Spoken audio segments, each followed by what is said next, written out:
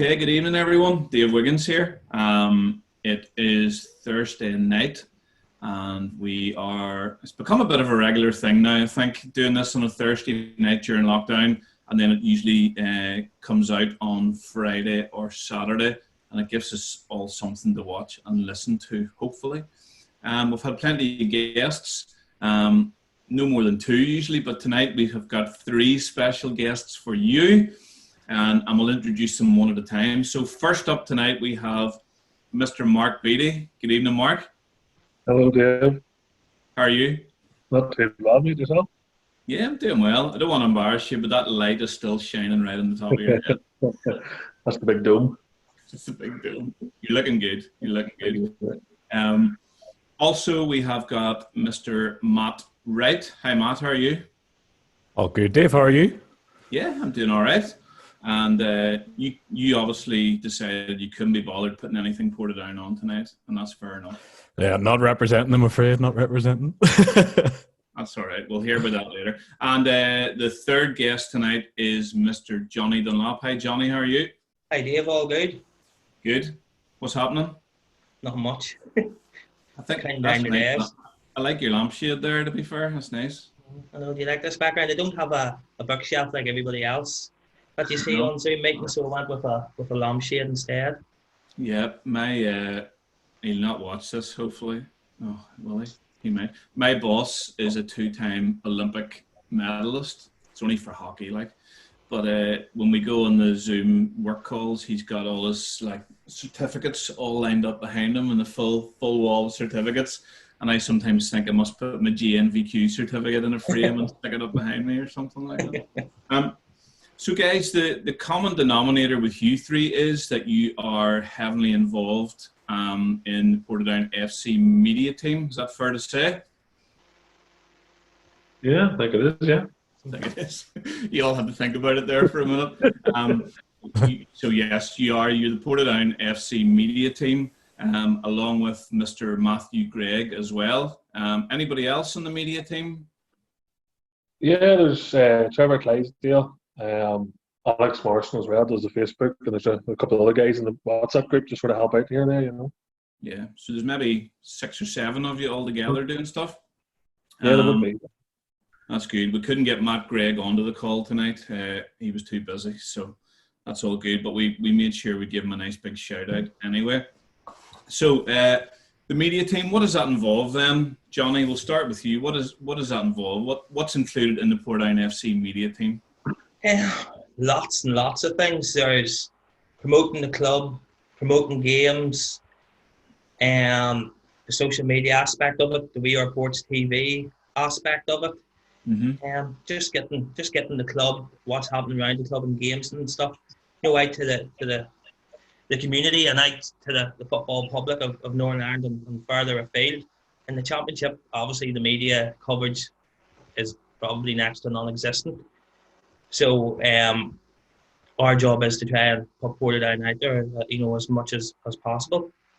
Yeah, good, and you do a good job at that. And further afield is an interesting one too, because we do, when you hear back, we've got supporters in Australia, Canada, New Zealand, England. They are all over the place. So, and I suppose in this day and age, Mark, whether we like it or not, less people read the written press, and social media, for example, is a massive thing to connect with your supporters and the wider public in general. Yeah, well, like you said, the media world is changing. People have their newspapers in their pockets now, on their phones, their iPhones, and their Androids and whatever. So you have to find a way of getting directly into them and engaging them in something, because. Yeah, like you said, the papers sort of are a bit more old. They still have their uses, don't get me wrong, but you really want to hit people in their notifications and keep them thinking about it. Portadown 7 days a week, 24 hours, Yeah.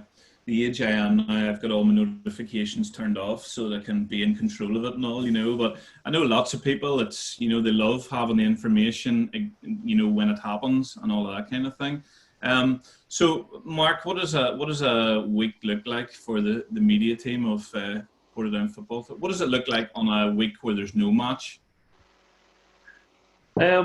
Well, at the minute, it's weird at the minute because, as you said, there's no games, but we're still pumping out quite a bit of information, a bit of interaction and stuff. Especially Jonny Dunlop on the Twitter does fantastic stuff, constantly. It doesn't stop, It's keeping people engaged and keeping people interested. But a normal weekday or match week sort of starts on the Sunday after the last match, so you're getting your build up for your next game.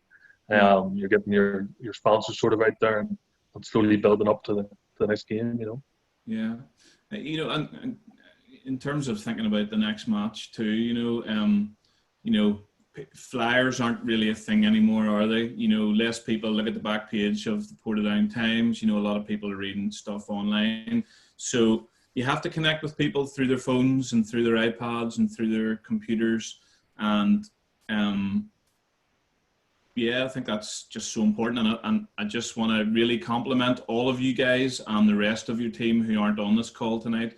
You guys do an absolutely brilliant job. And obviously I'm biased because I'm a Portadown supporter, but I hear it from all over. I saw on the Irish League forums today a Glenavon supporter complimenting you guys and saying you're the best in the business. So hopefully you can take that pat on the back and not be too embarrassed about it, because the content that's put out, on a match week or when matches aren't on, interviews, when we sign players, you guys are right in there and right on the ball. And you're the first point of contact, really, Matt, would you say? For that information going out. Well, yeah, that's it. Like, 'cause there's nowhere else is really going to publish it. Like the likes of new sightings and that sort of thing. Obviously, things get around WhatsApp groups and what have you. But yeah, like you'll always want to be your own, like sort of channels, like the own Portadown channels and Portadown website. That's the first place you want your content to go out because we're the one we want to get the hits for it. That sort of way. Because you can send media out to different newspapers, other media outlets, but you want to get the hits for the clubs to use themselves. Yeah. Matt, so Mark and Jonny have been around Shamrock Park for a very long time, and you have been around for a shorter period of time than that, sort of the last 3 or 4 years, maybe. Would that be right? Yeah, well, shorter than that, actually. When did I join, Mark? It was January 2019. It was only last year, wasn't it? No, it was January 2019. It was only last season, halfway through last season. But yeah, no, do you know what? I just thought I've got a bit of a skill set that I want to get involved with the club. It's a good club. And I just thought, why not? Let's go for it. Get involved. Yeah. And how have you found it? How have you found, come to Shamrock Park on a Saturday? Were you a Portadown supporter before that, or is it something that's you've grown into? If I'm honest, I wasn't a big Irish League follower. I've always kind of followed sports more just across the water in England, just the professional leagues, that sort of thing. I was at Portadown games years ago. Like I was at the cup final against Linfield, lost 2-1. I think that was my first ever football match I was at. So that was years ago. 10 probably. Yeah, that's it, yeah. But it was actually funny because I think it was Kyle Neal scored in that game for Portadown. And I couldn't believe when I actually joined the media team that he was actually still playing. True. And that he was actually still at the club as well. But he absolutely hated the 2010 Cup final. It was a real sickener. I think that one Kyle scored was not the 2002 one. You won the league. That's what I said. Did I say 10? I meant 2002. Oh, no, I said 10. You said 2. Right, so you've been watching matches from then, okay. And so you came back in and got involved in the club, and you have brought another level of professionalism to, I suppose, a lot of the, recordings and the We Are Ports TV side of things, and a lot of the content. You've come in and complimented the guys there, and as a team, you've brought the thing forward so much in the last couple of years. Really, what's your background in that stuff, Matt? Yeah, well, I'm self-taught in the likes of the graphic design would be my main sort of area that I first came in. We're kind of trying to create more of like a brand image for the club, to create a bit of like consistency that way, just everything I've done is like self-taught, and I've worked a couple of part-time marketing jobs, that sort of thing. But as you said, like the base to come in and improve, like I don't want to say improve, but like kind of just fine tune, like the media output from the club was already there. You had like the content or the amount of people involved in putting media out in the club helps because you can create a good amount. So it's just kind of fine tuning things and just to, as you said, make it all come together as a team a bit more and put it out through the channels and just improve the quality a bit. Yeah, brilliant. Jonny, what are all the media channels that fans and people further afield can see? You know, there's more than just Facebook and Twitter, isn't there? Yeah, well, there's the We Are Ports TV as well on YouTube. Alex runs an Instagram page as well. So, you know, there's Twitter, Facebook. There's a website as well, portdownfc.co.uk. Yeah. You know, so, you know, there's several platforms there. I must say, too, you know, we're talking about being able to get the information out, you know, to supporters. So I think credit has to go to Matthew Tippin as well. It hasn't always been the case in years gone by where the media team always got told about new signings or contract extensions and so forth. Sometimes probably didn't know about it until they picked the Portadown Times up on a Friday. Yeah. But, you know, Matthew Tippin can't do enough for us. You know, he's always, as soon as a player's going to sign or there's contract extension, you know, his first point of call is us to make sure that we get the information first and get it out to our supporters. So, you know, credit to him, because without him giving us the information, then, you know, it doesn't really work. Yeah. You owe you a big hug whenever lockdown ends for saying that, but I think we all feel that, and I suppose that comes as part of the overall togetherness of the club too, doesn't it? Where there's not sections of people, you know, maybe not getting the information out to others. It's one big happy family most of the time. And Beach, you love interviewing Matt, don't you? I quite like it, but to be fair to Matt, he never refuses an interview, and he's always open, he's always honest. There are times where maybe I say something, he sort of bites back at me, but I don't mind that. I really like listening back to them, not to hear myself, but just to hear his views on the game, because when you're sort of standing there interviewing him, you don't really listen to them, you just think of the next question. Yeah. And to be fair, if you go into Tempe with four or five questions in your head, you ask him one and he answers them all in one go. Yeah. So he must be the easiest person in the world to interview. So it's pretty good crack. I think the fans sort of like to hear his views on things as well. You sort of get his viewpoint of what's going on, you know. Yeah, sometimes I like hearing the odd little bit of tactical stuff because, you know, when I'm not a tactician or I'm not technically minded. Sometimes on a Saturday at halftime, I don't even know if we're playing 4-4-2 or 4-5-1 or whatever, you know. But in the post-match interview, when he'll explain a couple of things. You'll ask him a question, he'll explain a few things, and you're like, that's why such and such was playing in there today, or that's why that happened as well.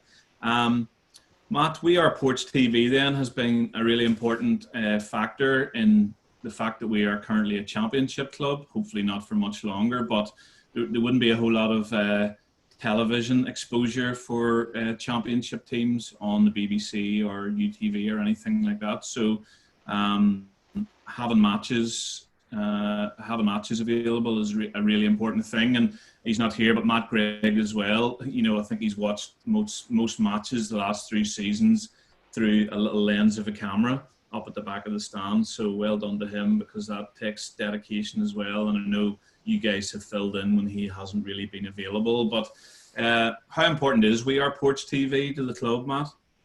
Well, as Jonny said earlier, I think when you're in the championship, you don't get the coverage that you would want. You do have to scream and shout a bit to get noticed. And as you said, like the club, it does have a big reach in terms of, it is one of the most successful clubs in the country.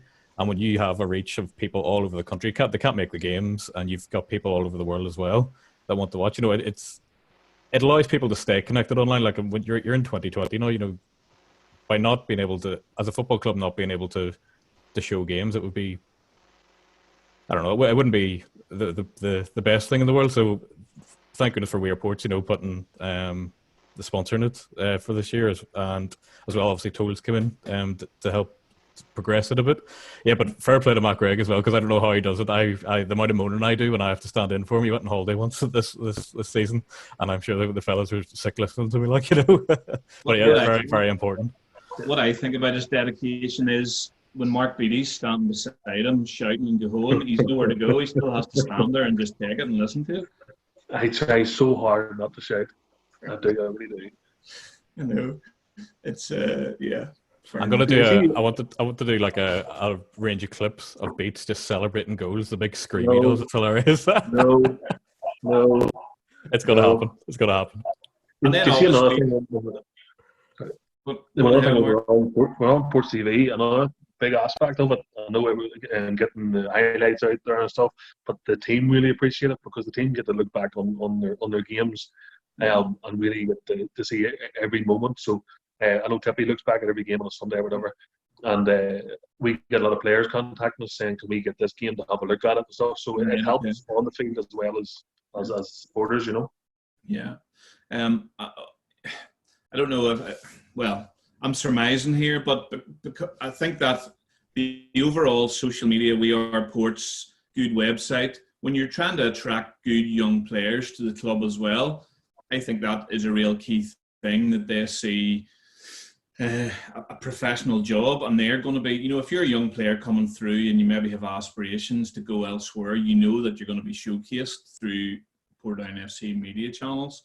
I suppose Bobby Edwards is an example of that, and you know, there's been other things like, you know, bits of skill or great goals or dodgy goals going viral and ending up in Soccer AM or ending up on social media channels all around the world with millions and millions of views on them. So, what is there one thing that stands out there? Well, I suppose the Sally stuck in the mud, Lavery following it up. How far did that clip actually reach? Does anybody know?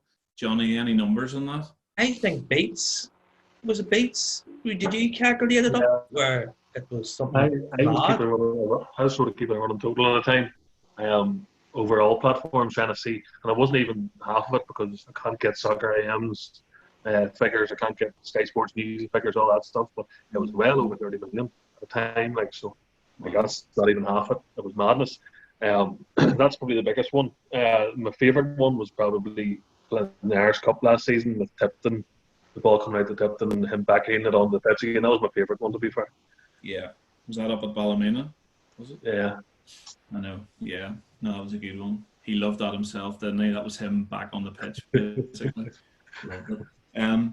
Good stuff. So, and I didn't say it at the start, but all the work you guys do, you're volunteers and you give your time, and, you know, not too many people see it apart from your wives and partners, how much time you put in behind the scenes, and thank you to them for their patience as well, because I imagine if a story breaks at 11 p.m. and you're in bed and your phone beeps, then you respond to that. So I'm sure there's one or two awkward conversations from time to time, but your volunteer hours do not go unnoticed. And obviously you do it because you love it. Would that be fair to say? Definitely. Yeah. To be honest with you, I wouldn't do it if I didn't love it.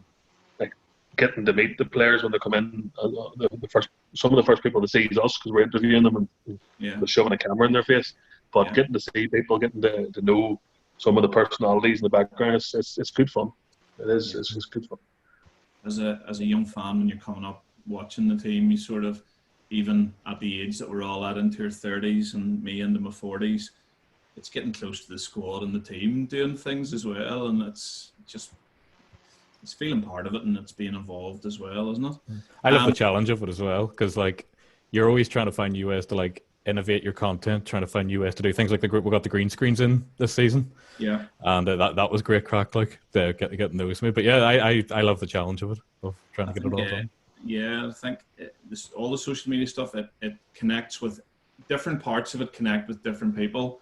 So, you know, my wee lad, you know, younger boys and girls and kids, a lot of them absolutely love the goal celebrations. Like whenever we come home, they'll be like, "Oh, show me the goal celebration for Sally's goal. Show me the GIF," you know.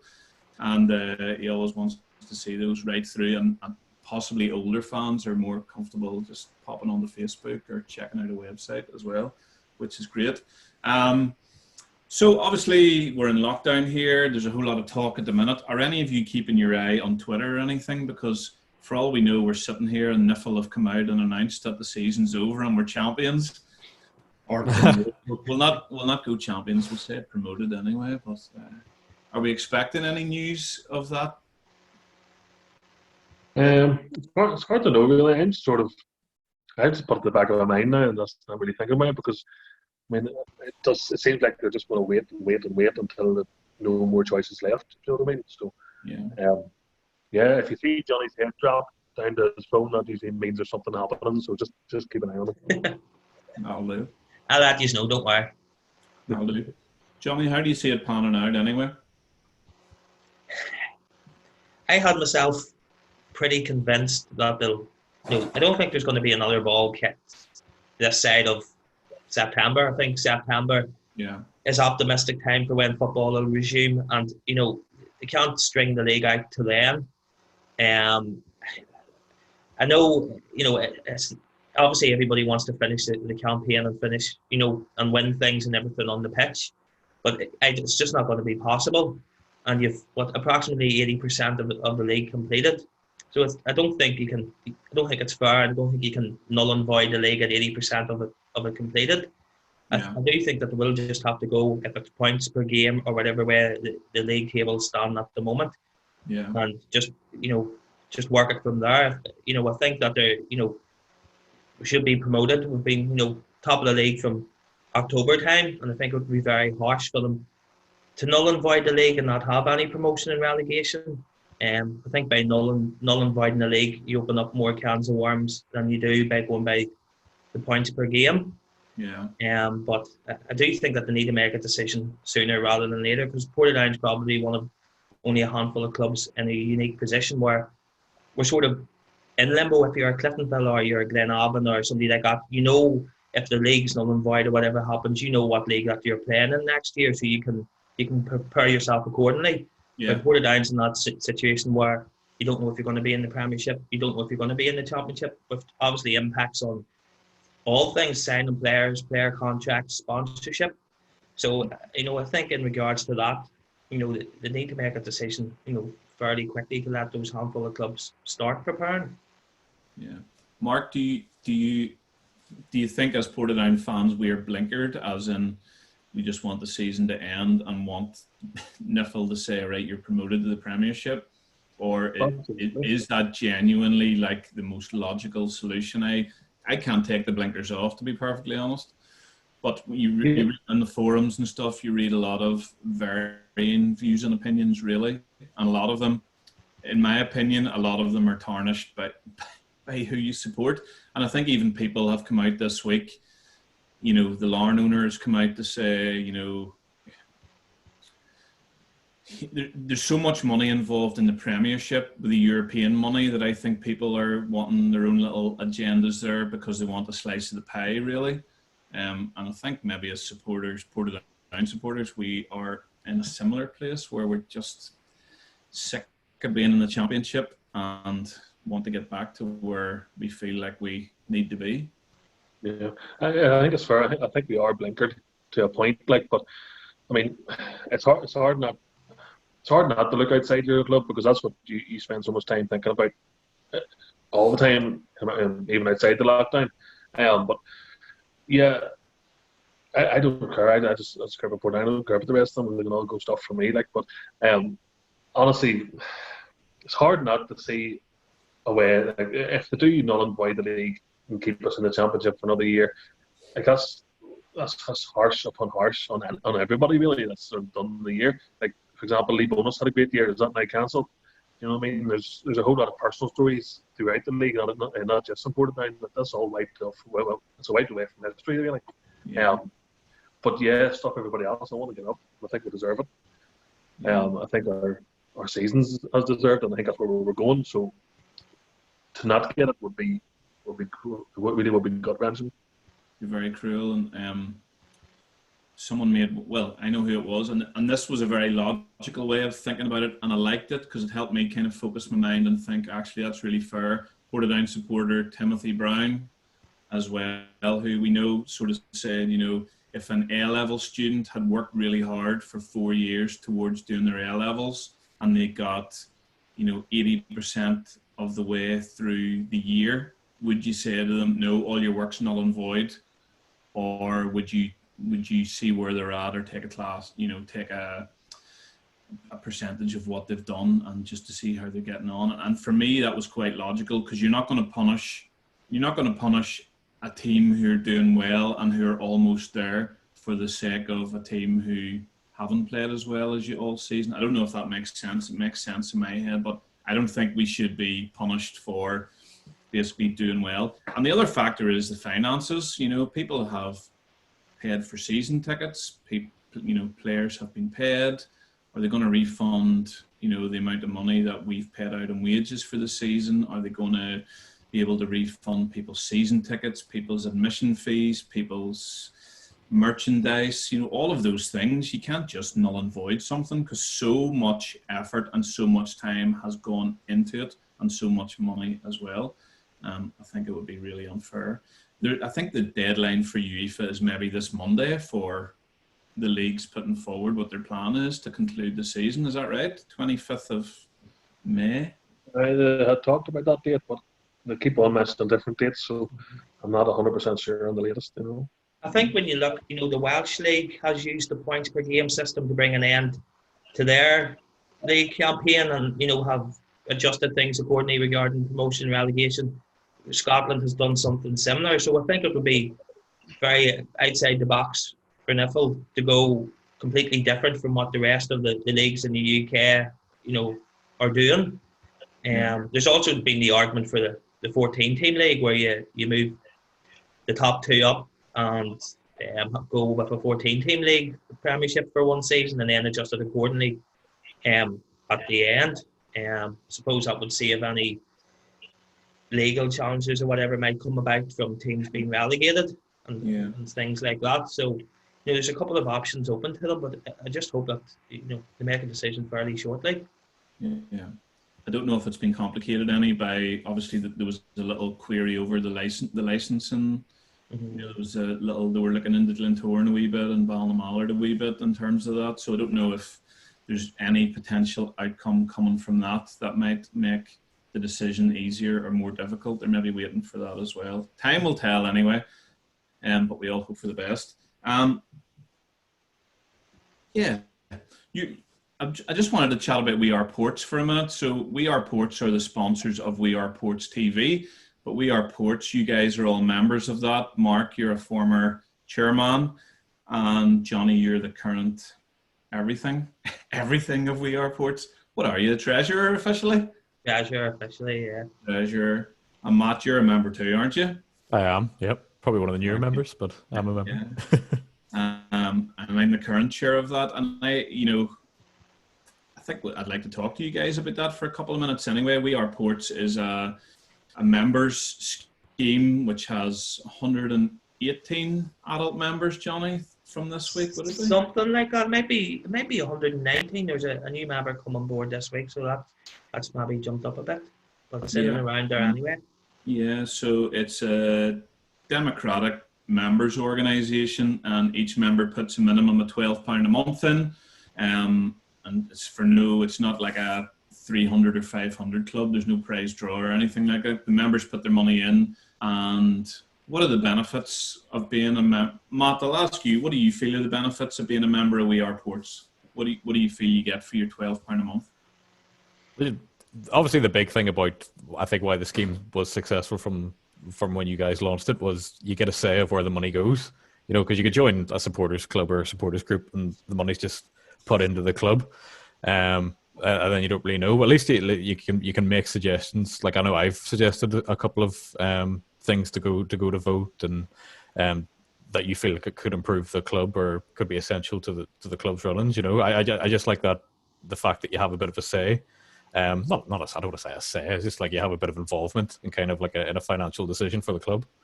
Yeah, that's it. You know, because we members just vote on where all of our money is spent within Portadown Football Club, but I guess members get to vote, you know, what that is, whether it's some money towards pitch maintenance or whether it's towards, you know, helping to pay a bill or this or that or the other.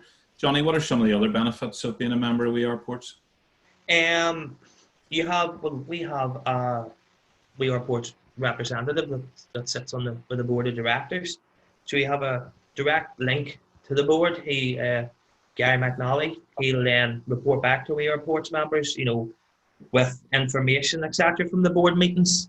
It's also, members can contact Gary as well if they want to bring any concerns or anything like that, or any issues up with the board as well. So you have that direct link from We Are Ports into the boardroom. Yeah.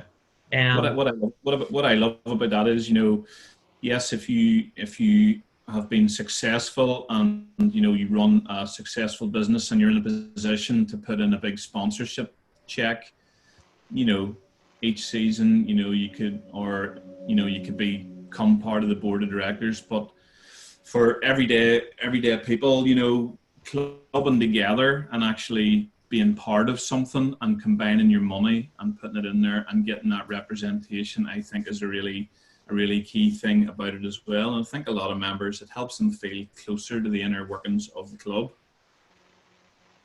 Definitely. Like I said, we've roughly about 120 members there. We have members in Australia, New York, Canada, England, Scotland, from all over the world. Those supporters have all come together. Like you said earlier on, Dave, they're all paying their £12 a month, and that goes into Portadown Football Club, but it's decided by the members whereabouts that goes into the football club. We've had numerous votes, we've paid for different things. The We Are Ports, fund We Are Ports TV, bought equipment and things like that. We've funded pitch maintenance, loads of different things, gym equipment for the players and stuff. Yeah. We do this year. We've also been given it. Members voted to give a monthly amount to the club as well in relation to helping out with rates bills and things like that. Members all have their say on where the money goes, and it's been really good and really successful. Yeah, Mark, it must be something that you're quite proud of. I can remember sitting down and have, in PSS meetings having chat, and you were a real driving force to We Are Ports becoming a reality, really. So it must be something that you're proud of in the club. Yeah, it probably is the proudest thing I've achieved with the guys. It's been probably, hopefully, is the longest lasting thing as well. So, I mean, I remember sitting, as you say, in the meetings with PSS and chatting about it, and it all seemed a wee bit pie in the sky at times. We didn't know if it would get the backing from the support, if we would get the members that sort of needed to get to a point where it's an influence. And credit goes to all the members because they signed up, they pay their money, they do their votes, they have their input and stuff. And I think it's really key to have that open line of communication. I mean, the 120 members or so, every one of them knows if they have an idea, if they have a problem, if they have anything they want to say or see done, they know how to get that communication sorted. They sort of know their point of contact, they know where to go, and they know that it will be discussed, it'll be brought up, and it'll be given the thought that it deserves. So I think it's key to. There's a whole lot of things happening in the club, but I think that's one of the major things that really brought everybody together. Not only as it's supplying a good line of funding for a range of things, but it's more than that. It's that community feel. It's helping drive that. Absolutely, and from my point of view, it's lovely to see there's members there. There's a range of members. There's young people there from 18 years old right through to people in their 80s, and that's really brilliant to see. There's people who want to be really involved, and there's people who are just happy to contribute financially. It's an extra way that they can contribute to the club. So I would say if there's anybody out there who would like to become a member of We Are Ports, to get in contact with us, we're on social media. Obviously, there's a website there, weareports.co.uk. It's as simple as setting up a direct debit. And one of the things that I love from being a member of We Are Ports is we tend to get information from the club probably a little bit before other people do. We have a WhatsApp channel there where if there is an announcement or if there's team news or squad news or if there's something going on, that tends to pop up on the WhatsApp chat before it ends up on the main social media channels. So you're getting information right from the heart of the club really, really quickly.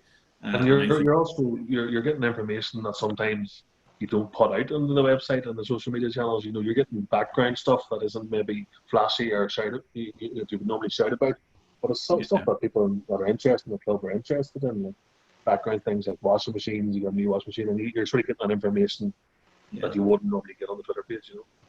That's it. And Gary works hard there. He attends a lot of board meetings, and well, he works hard anyway, doing the club shop and doing a million other things. But it's one of the key things where it's transparency, isn't it? Where before, I think we've all felt at times there wasn't transparency, but now, you know, if we know what's happening in the boardroom, we know what decisions have to be made, we know, you know, what the struggles are, you know, what's happening. And I think it's really key to feeling part of the overall club. And I know that the board of directors really appreciate us. We really appreciate them. Obviously, they put a lot of time and money into the club, but I know that they have really appreciated mostly our financial input over the last 3 seasons. But also, you know, we've been around for a little bit of input, for information or for a little bit of guidance as well. So I think it's a really great thing. And if you want to be part of that, definitely get involved, give us a shout, and we'll sort that out for you. It's one of the things I love about being a Portadown supporter, is being part of We Are Ports. It's a really good thing. I was thinking today, I'm going off on a tangent here, but I was thinking today of a question to ask you guys that would just take you out of your comfort zones a wee bit, but it's not going to take you out that much. And the question is this: in your era of watching Portadown Football Club, okay, Matt, the last few years, you other boys a wee while longer, who do you think it has been our one, you can only pick one, who has been our most valuable player, okay? Not the player who has got the most wages, all right, or the biggest signing on fee, or whatever it is. Who has been the player that do you think has been our most valuable player? You're not allowed to answer Stevie Cowan, but I know you three are just slightly too young for the real Stevie Cowan era. But is there one player who, when you think about everything that they have done or been around or achieved for this club, their value is just the most? Jonny Dunlop.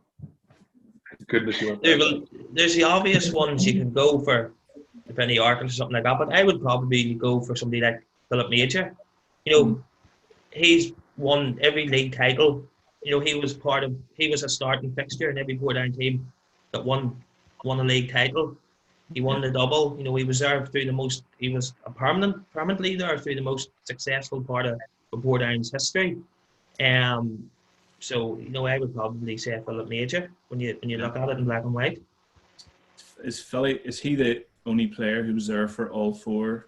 Well, Mickey was there when they won the league in '96, but he was back up to Tim Dalton. But Philip was a mainstay in all those 4 title-winning teams. I actually saw a horrible photograph of Philly Major on Twitter this week. It was in the changing room, old changing rooms under the old stand, and it was you know where you see team photographs from 1990 when we won the league. Somebody had shared this photograph, and I had never seen it before. And Philip Major is sitting holding the Gibson Cup in the front row, and he's got a T-shirt on. And just, you know the way some players wear a pair of wave fronts, but some players wear one of those like protective jock strap things. And there's just a little bit too much on show, to be honest. So definitely do not zoom in on that photograph if you want to sleep well tonight. So Jonny, you're going for Philip Major. Baggio, do well. Matthew, in your little while of being around, there's been some decent players around the last couple of seasons. Yeah, obviously I've only a couple of seasons to go by, but if I was to pick one player who I think has I'll go from last season to this season, help us improve the most, I would probably say Paddy McNally, because in my opinion he kind of transformed the defence a bit. You know, we were I don't want to say a leaky defence last season, but you know, there was times that you know, we were conceding goals when probably shouldn't have been, and I feel like Paddy's just come in with the leadership, and as people said, defences win leagues. And, you know, I think we went on a great streak as well at the start of the season of clean sheets. You know, so I'd say probably for me it'd be Paddy. Yeah, good. He's a good lad. Mark, what about you? I actually never seen Stevie Cowan play. I'm far too young for that. Mark? I'm only 33, so quite young. But anyway, my era, I would probably say Richie Clark. As a youngster, could have went across the water, came in as a pacey winger, sort of attacking player, and it was just, he was a mainstay. He was just the guy that was always there, and guys came in like Mickey Collins and Dean Fitzgerald and stuff, but he was always there. He was always in about it. Obviously a one club man. I know he played for Drugfield towards the end, but like, and then he managed the reserves as well. So he's a proper club man, and underappreciated sometimes because he was quality. Like he could control a game, he could win you a game. You know, he was the dude. Sometimes you forget about players' qualities. Sometimes, you know, it's been a while since Richard Clark played for us, but sometimes thinking about, I always thought, you know, he was a really strong midfielder. But when you look back on some of those brilliant highlights clips that you guys have been putting up recently, like some of his footwork and goals that he scored were unbelievable as well. It wasn't just hard tackles. And there was one thing that I loved about him doing. If at the end of a game, if you're winning and your team gave away a free kick, it was obvious it was a free kick to the other team, but Richie Clark put the ball down and pretended to take it every time and booted the ball into the far corner, and he never got to get a card for it. It was genius. He had that wee bit of guile. That's something younger players I think could learn a wee bit of, that kind of stuff. Just not to take the referee too seriously, you know. Yeah. Very good. Yeah, I think if I was, Johnny's already mentioned him. When I thought about it all through, you know, you could go for a goal scorer. I like the Philly Major call as well. I'd go for Mickey Keenan. You mentioned him as probably your next person on the list, you know, for someone. And who was there a long time before we started winning things as well, really, you know, and could easily have gone elsewhere, I'm sure, but stuck at it. And, you know, his record speaks for itself, and a fairly kind of humble person with it, you know. You know, I'm sure he wouldn't boast about his, you know, he's just a fairly humble guy with it, and great head of hair. His head of hair was always iconic when I was a teenager. It was like Mickey Keenan's hair is unbelievable, you know. So that would be a good wee Philip Major, Richard Clark, Mickey Keenan, Paddy McNally. We need one more for a five-a-side team. We'll probably need a goal scorer, don't we? Just stick Stevie Cowan in there for a goal scorer. Happy enough? Yeah. That'll do. That'll do. All right. Maybe we should stick Tippy in there. He might be a better five-a-side striker, and if we say that, then Poacher. He'll like that. Poacher, yeah, absolutely. So we're getting to the end of this little time. It's been good to hear what you guys get up to in the media team. What would your ambition for the media team be going forward the next season or two for, I don't know, We Are Ports TV, or for your social media channels or that kind of thing? Matt, I'll go to you first. That's a tight question, but what would your ambition be? My ambition? I don't know. Yeah. I just like to make sure we're putting loads of top quality content out, you know. Like I just want to be like the best media team in the country, like by a good stretch, by quality wise. Is there any other media team football wise in Northern Ireland that's doing good stuff? Yeah, we're all crap. I can't think now because football's been away that long. I can't actually remember anybody's content. Probably Glentoran. Yeah, Glentoran have a good show. Yeah, especially their TV channel would be the one that we would sort of compare ourselves to. Their quality of media output's pretty good there too. So. Listen, we know how we all feel about Glentoran, so I know that was hard for you to say, Mark, and that was. What about you guys? Any ambition for what the future of all that stuff might be? If we do get promoted, obviously, highlights-wise, does that change in some way? I think we talked about that not long ago, but I don't think it does, because even though you do have the BBC highlights or whatever, they're generally just goals, whereas our highlights are more in-depth and more chances and incidents rather than just the couple of goals in the game. So I think we'll just keep doing what we're doing. Ambitions-wise, we had talked about it, and I don't know how it works if we do get up promoted, but we would like to try and live stream some games from Shamrock. I mean, there's obviously a lot of hurdles to get over before we get to there with the paywall and internet sort of streaming quality and stuff. But that's somewhere we would like to get to. Another thing would be our YouTube channel. I would like our YouTube channel to get a lot more subscribers. simply because the more you have, the more you can do with it. And YouTube lets you do a lot more with it once you get a certain level. So that's something I would like to promote, especially this is going on YouTube page. So if you're watching this, hit subscribe. CC link. We love it. That's something I'd like to see happen. Also, the website. Matt sort of done a lot of work on the website last summer, and it's a fantastic site, to be fair. I love it. So driving that, and the more hits we can get on that, then the more we can get out of it, because we can show that to sponsors and to potential advertisers who want to pump money into a place where we've never really had that before. We've never had any digital partners. And Tollsbet came in last year as a lone digital partner, so that's a real key moving forward. I think we can make that side of the club even bigger than it is already. Yeah, I think when you see the amount of views and the amount of hits that everything gets, I think it for some. So Tolls we are port sponsor a little bit. Tolls sponsor some stuff. Is there an opening there for a major sponsor for the Ports TV, for example, for next season? What do you think? Absolutely. Yeah. We haven't discussed with Tollsbet for next year at all now, so that's something we'll do once it ever comes along. But yeah, there's a million ways that we could partner up with companies that want to sort of jump on the back of our success on our social media and website, etc. So there definitely is there's a multitude of different ways that we can do that.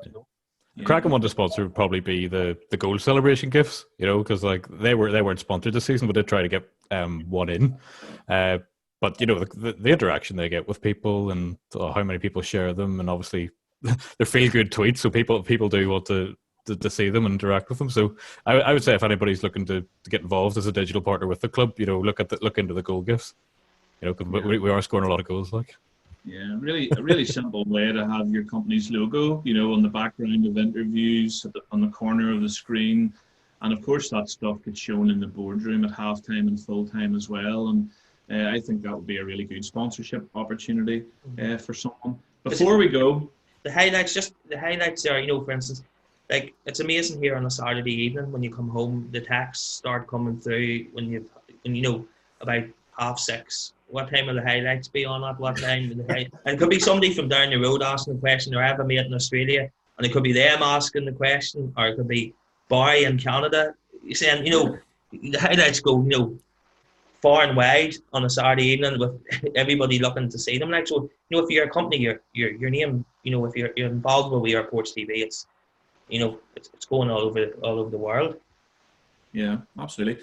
You've just reminded me of something. I'll have to share it. So Barry in Canada, back in the day when I was a young boy, there was Barry and a few other boys who were 5 or 6 years older, and they were just banter-tastic. Like, they were the boys who all the wee boys wanted to be like, because it just seemed like everything they shouted at the opposition fans or the referee was funny. But you guys showed a clip of some interviews during the week where it was the Gareth Fulton registration row or something like that.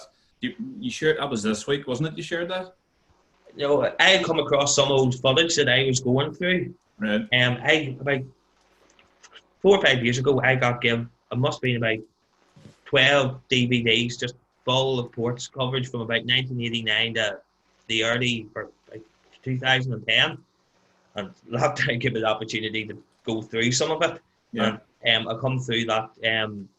There's a lot of stuff on the whole Gareth Bolton registration things from 1995, I think that was. Was it? Right. And I had just come across that. I think I had sent it. I maybe sent it a few years on WhatsApp. Oh, right. So I had there's an interview. So the UTV were interviewing a few people in the crowd at the Oval. We must have been playing the Glens away, and I'm floating about in the background. I reckon I'm about 13 and wearing an awful shirt. But then there's an interview with a guy who used to be around called Alan Wright, big black beard. He was always very loud. I think he might have been a politician in his day as well. So like to be heard. But Barry from Canada was standing just over his shoulder, and Barry's probably about 19 or 20 at the time. He's got long hair, bit of a rocker and all that kind of thing. But Alan's getting interviewed, and halfway through, Barry just goes, "Absolutely, Alan."